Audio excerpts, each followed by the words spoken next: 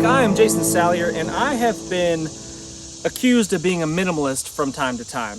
However, there's the totally opposite end of the spectrum of people that tell me that I carry too much stuff. You know, I've done videos on minimal kits before on the back my pack that I carry all the time, and I've had comments on videos saying, "Bro, that's not minimal at all. All I need is a knife, you know, and I can build this and make that and build the fires and all that." And I get it. That's totally cool if you've got those skills. I think that's fantastic. So I've kind of tasked myself to putting together what I would consider a truly minimal kit. And it's basically in this water bottle right here. So I'll show you what's in that, and then I'm going to give you an idea of what it's like to spend a night out here with just this very, very minimal kit. It's not about, it's kind of that need versus want scenario, right? It's summertime right now. It's late summer. The nights are getting kind of cool, maybe 50 degrees, something like that, but I'm not going to freeze to death. I could come out here with literally nothing, the clothes on my back, less than that, I guess, and not die. I could confidently spend, I think, a couple months out here with literally nothing and not die. But it's a pretty miserable existence, and that's the difference. It's how much are you willing to suffer? If you carry a little bit of kit, you can minimize that suffering substantially.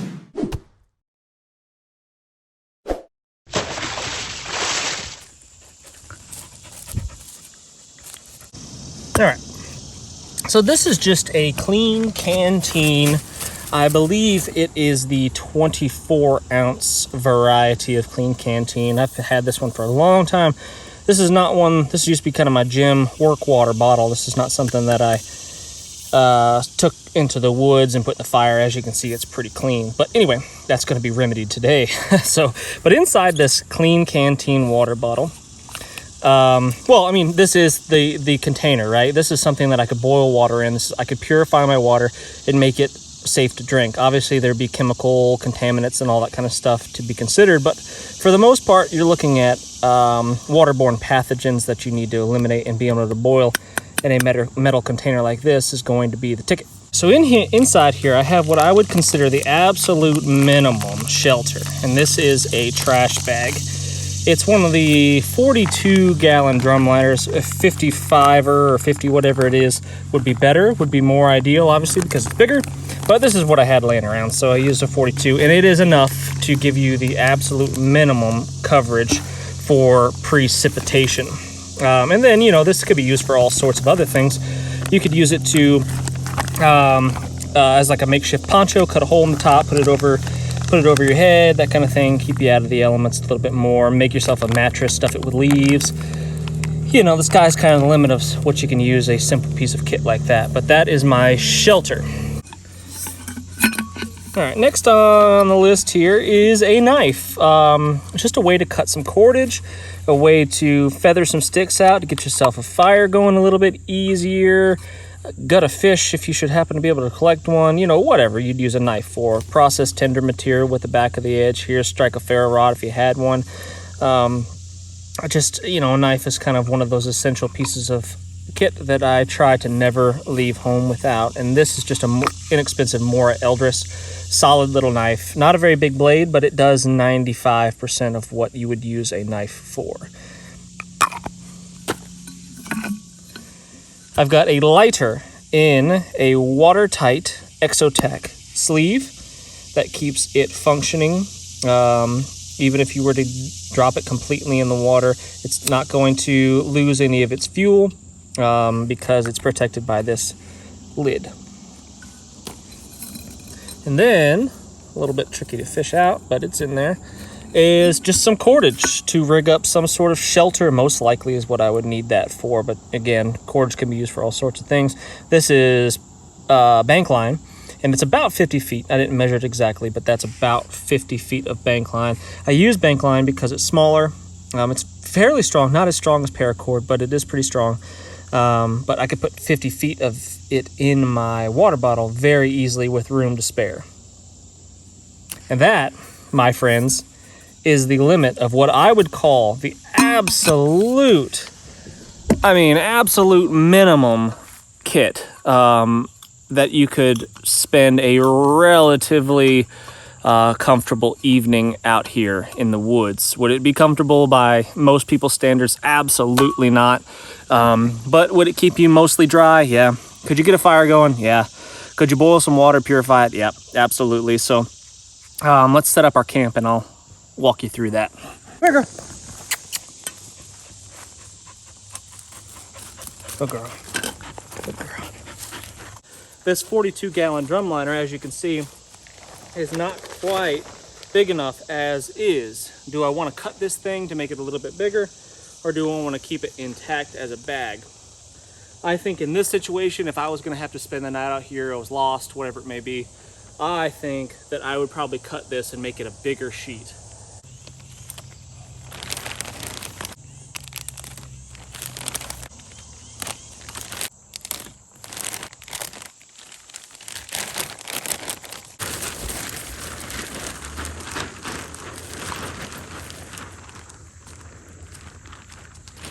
Now what I want to do is create some tie-out points onto my tarp here. And you can really use anything, it doesn't matter. Just literally some balled up wet leaves up off of the ground will work just fine. So what you do is you just wad them up, get yourself something about the size of a marble, go to the corner of your material, your tarp, and wrap it around securely like that. It gives you this kind of ball, and that is what you'll use to tie your cordage to. And then you just make a simple overhand loop. Very simple, nothing complicated, not a new knot that no one knows and you have to practice, just a loop like that. And then you'll run your line through that loop like so, and that will tighten up on itself. Go around that ball of leaves and it'll snug up upon itself. And that is a very secure tie-out point on the corner of my tarp. And then I'll want, I've got 50 feet here, so I'll probably give myself about 5 feet or so of cordage on each corner. And that will give me plenty of options to tie it off to trees or stake it out to the ground or whatever.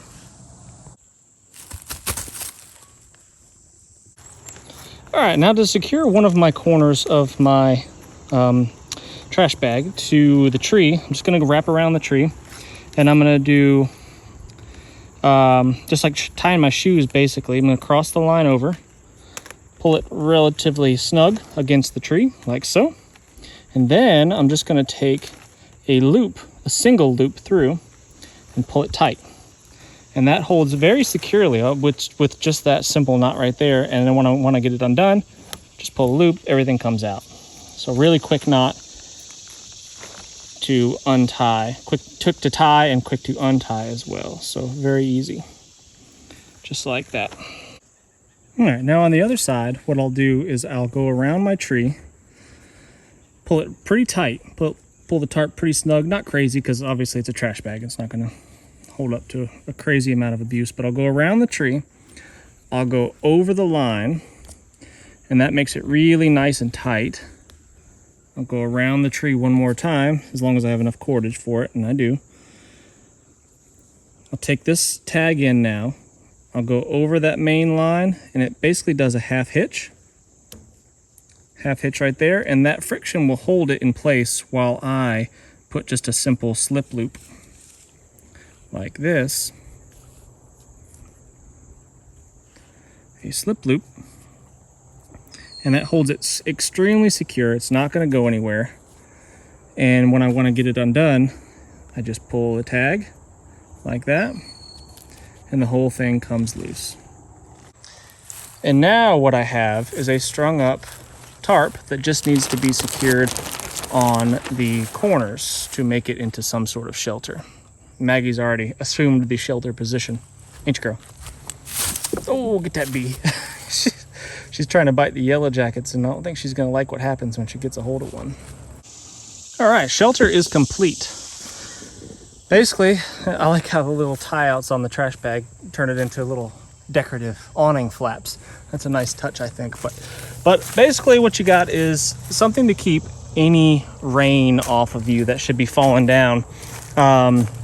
It's a completely waterproof material, so even if it's not steeply pitched, you know, if if you've got a pretty flat angle on it, it's still going to shed the water no problem at all. So in the summertime, it's nice to have a little bit of airflow underneath there, and Maggie clearly approves as of now. And then to finish off my shelter, all I would really need to do is get myself something a little bit more comfortable to lay down on. I could just lay down on the ground just like Maggie is there, but it won't be as comfortable.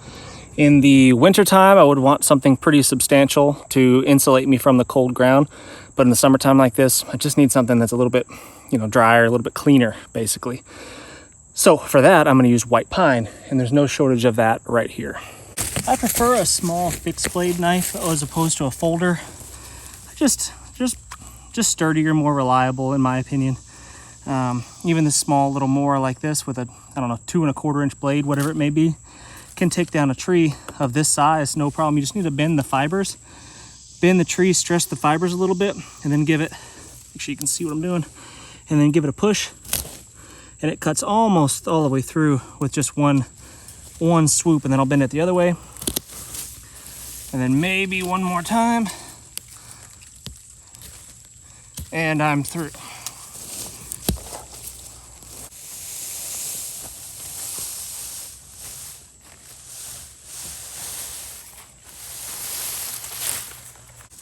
So now what I'm doing is I'm just breaking off the branches of this white pine. I cut down a couple of small saplings, basically, maybe inch in diameter at the base. And I'm just gonna stick the ends in the ground like this, and just kind of random angles, and just thatch them all over the place. And it's gonna make me a nice little soft spot to lay down if Maggie would just get out of my way. Move it, girl. All right, here's the last couple of boughs I'm going to put in here. And you could always add more. It just depends on how much time you're willing to put into the process, right? You can make it bigger, thicker, warmer, cushier, comfier. But that's enough right there to keep me up off of the wet leaves. And it's a nice dry spot that I can lay down and be fairly comfortable, all things considered.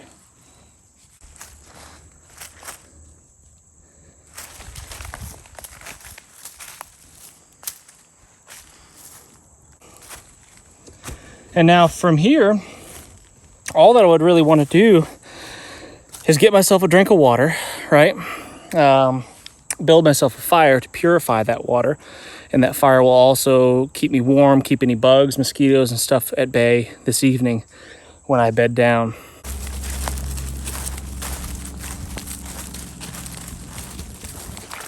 Just gonna head down to the creek.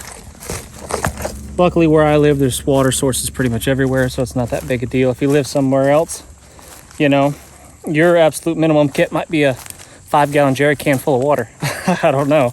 But around here, it's not too hard. I can just go down to creek or spring head that are all over the place and fill up my water bottle.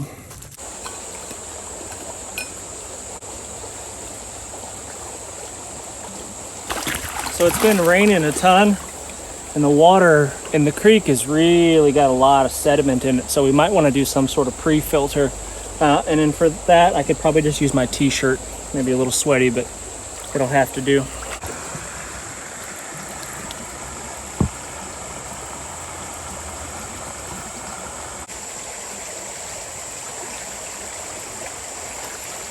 So we were able to get some fairly clear looking water in there. I mean, a little bit of sediment's not going to kill us, so it'll do. Over.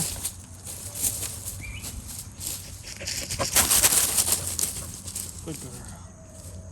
Good girl.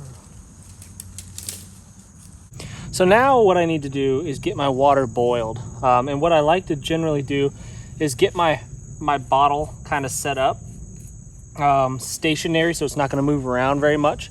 It's not going to topple over and put my fire out, that kind of thing. And I like to start the fire around the bottle, because as soon as I have flame, it's already starting to heat up that water and starting to purify it. So why waste the fuel if you don't have to? Obviously, I'll take the cap off. Maybe it's on there pretty good. There we go. And I like a lighter. I prefer a lighter over a ferro rod in almost all situations, because it's just about a guaranteed fire for me. Ferro rods are nice because you can get them wet and they work immediately, but a lighter will work very soon after getting it wet, so it's really not that big a deal. Yes, they can run out of fuel, but it takes a long time to use up one of these lighters, especially if you're using it sparingly. And the other thing that I like about using a lighter over a ferro rod is you can skip the tinder phase of fire prep. You don't have to search for tinders. You don't have to bring tinders with you. You don't have to do all the scraping and fuzzing and fluffing and drying that you would normally have to do. You can just go straight to some really, really small kindling like this, some really, really small pencil lead size stuff, and light it up. And that's as easy as it gets right there. You can't ask for much more than that, and that's why I prefer the Bic lighter over any other fire starter.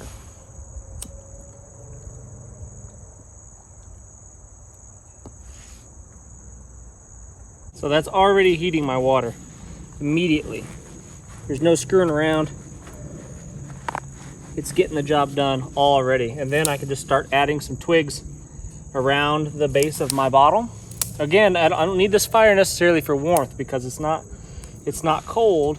I just need it to purify my water. If I was to scrounge up any food, you know, bugs and creepy crawlies and catch a crawdad in the creek or something like that, I could use this fire to cook it. But it's and it also, the smoke, this heavy smoke sucks to breathe in, but it will keep mosquitoes at bay, so that's nice.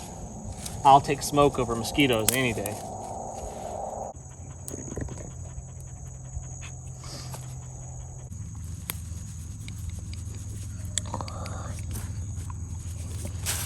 Maggie likes the bed, nice and soft and clean and cushy. As we wait for this to boil, guys, I just would really appreciate you hitting that thumbs up. It helps us out a lot. And leave us a comment. Tell me what you think your absolute minimum kit would be. What's the very bare minimum that you could get by with, I think in this situation, I could probably get by with absolutely nothing and wouldn't die, but I'd be pretty uncomfortable. Just this right here, this trash bag saved me.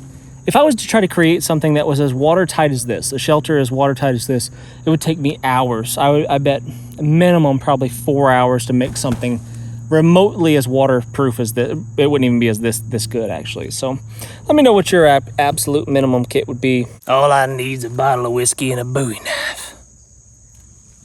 A Holiday Inn is the minimum. I couldn't possibly cope with anything less than the Holiday Inn.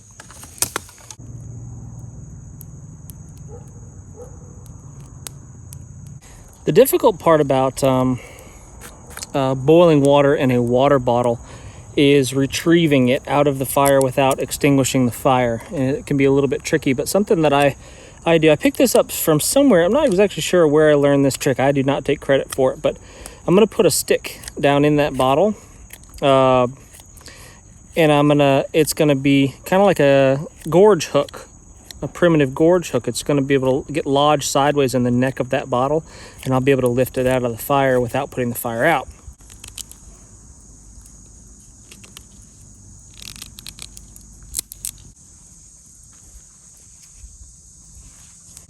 So I just put a little knot in the end of my line here, just a simple overhand knot like that. Make myself a loop. I'll double it over again, and it makes essentially what I believe is called a clove hitch. It looks like that. I'll stick my stick through and pull it tight, and I'll work it kind of back and forth until it gets to that knot, and the knot will keep it from coming undone. And that is what I'm looking for right there. If you offset it just a little bit, it tends to work a little bit better. So offset it just a tiny bit like that. And then when I'm ready to fish my water out of there, I'll show you how to do that. All right, water's coming to a good rolling boil now, and I can take it off. I'm just gonna try to fish it out with my stick here. Get it down in there. Helps if I put a little less water in it next time, but